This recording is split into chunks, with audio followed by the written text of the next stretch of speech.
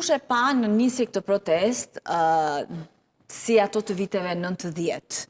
Pra me atë energji, pam shtresën e mesme, që përgjithsisht është më e tërhequra dhe nuk para angazhohet, apo të dali, aq më pak të dali në për protesta, pam të rinj,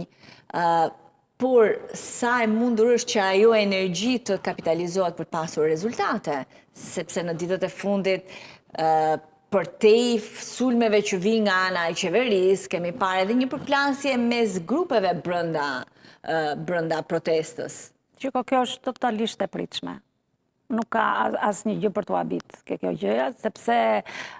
vetë kjo lloj proteste për mua ka kaluar stadin e protestës, është një lëvizje. Është një lëvizje mbar shoqërore, një lëvizje që ne po e shohim që po përfshin gjithmonë më shumë nga gjitha kategoritë sociale, jo vetëm brenda Shqipërisë, po ke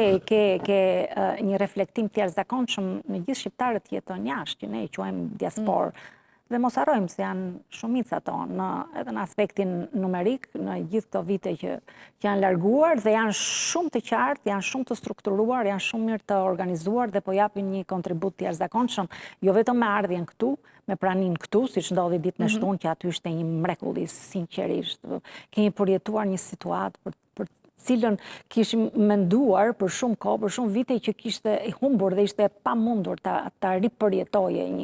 një moment të tillë, por që në të gjitha këto aspekte janë shumë faktorë që kanë përmbledhur shqiptarin e quaj unë në këtë lëvizje mbar shoqërore dhe do kesh brenda dhe rryma nga më të ndryshmet. Edhe të brendshme, edhe ndikime, tentativa, përpolitje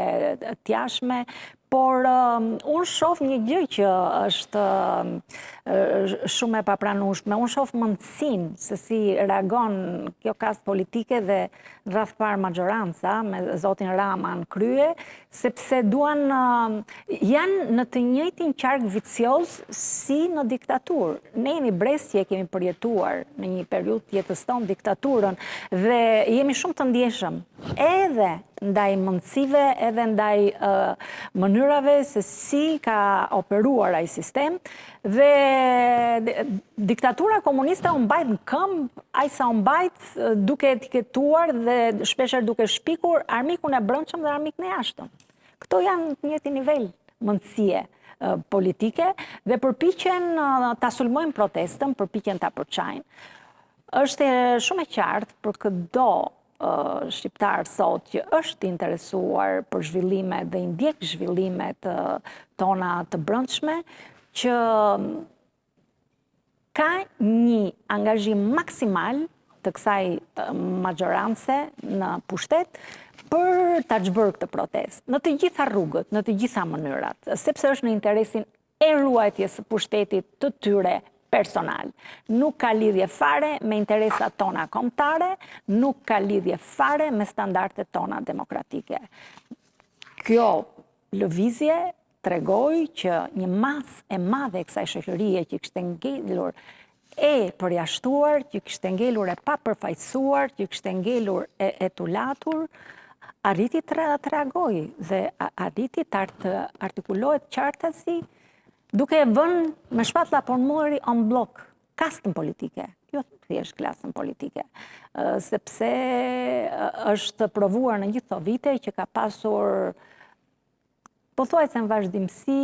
dakordsi, bashkëpunim, bashkëautorësi të këtij sistemi të kalbur politik që është ngritur enkasi për të ruajtur pushtetin e pak individëve. Nuk është një sistem, fatkeqësisht, ne kemi dështuar në këtë aspekt,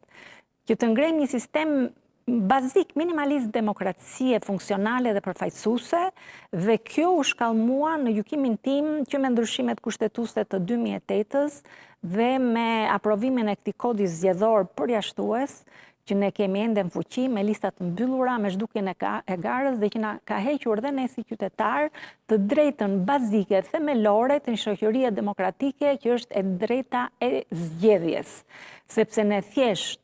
na detyrojnë të shkojmë të bëjmë votime, por ne na kanë hequr të drejtën e zgjedhjes me listat e mbyllura, me mënyrën se si e mbajnë me të çdo formë përpolitje si PD-ja dhe PS-ja këtë sistem, me një papërgjegjshmëri të nivelit lartë në gjykimin tim që e ruajtën dhe rivotuan të njëjtin kod zgjedhor dhe në korrik 2024, që unë jam votuese e ndryshimeve të 2008-s. Në atë kohë na ofruan si mundësi edhe ky lloj sistemi për të tërhequr elitat, për të larguar të fortët, për të rritur ndjeshëm nivelin e përfaqësimit në kuvendin e Shqipërisë, dhe kjo është 100% e mundur, nëse ka vullnet politik për ta bërë. Por në 5 raunde zgjedhore nga ai moment deri sot u stërprovua që pikërisht ky lloj sistemi dhe ky kod zgjedhor krijoi një ngërç të jashtëzakonshëm dhe krijoi një pushtet artificial në 2-3 individ të partive kryesore politike, duke përjashtuar masivisht këtë shoqëri, e para nga e drejta për të zgjedhur përfaqësuesit e vet, dhe e dyta nga e drejta për të përfshirë në garë, se këto zhdukën garën. Me lista mbyllur e ka zhdukur garën. Çfarë mund të prodhoj kjo protest? Ata kanë disa kërkesa, po çfarë mund të prodhoj, si mund të realizoj ato kërkesa, janë ato që mund të sjellin ndryshim, kush mund t'i bëj, sepse tani pikpyetjet janë shumë më të mëdha, qytetarët dolën, treguan vullnetin, energjin, por më pas, sepse kjo është pikpyetja e madhe në fakt, që po ndodhe edhe tek njerëzit që kanë dalë çdo ditë, edhe në rrugë nëse kalon, njerëzit të pyesin po çfarë po ndodh, po çfarë do ndodh, po si do bëhet.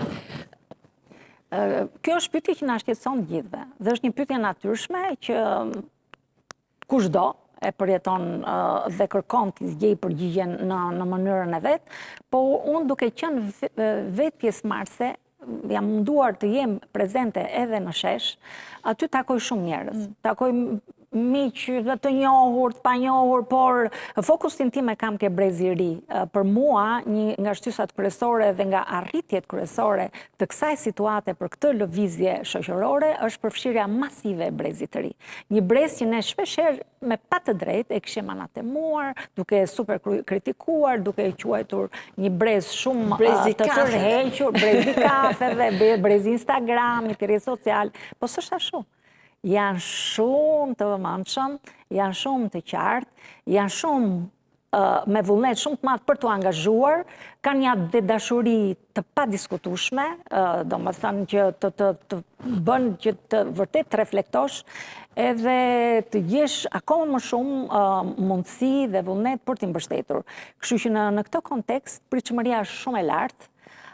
edhe e çdo qytetari që është përfshirë në këtë protestë, jo vetëm fizikisht, por edhe duke ndjekur në mënyrat e veta. Shikoj dashur, qofse i referohemi historisë, unë gjithmonë kam atë parimin e të mësuarit nga gabimet dhe nga dështimet. Jam përfshirë dhe vetë në pothuajse shumë protesta në gjithë këto vite që nga 90-ta e në vazhdim, më kam parë në situata nga më të ndryshmet, jam përpjekur të jem në kraun e mbështetjes së kapërcimit të krizave që kemi përjetuar me shumicë. E kuptoj, po tjetër gjë protestat politike, sepse jo, s'kanë qenë vetëm protestat.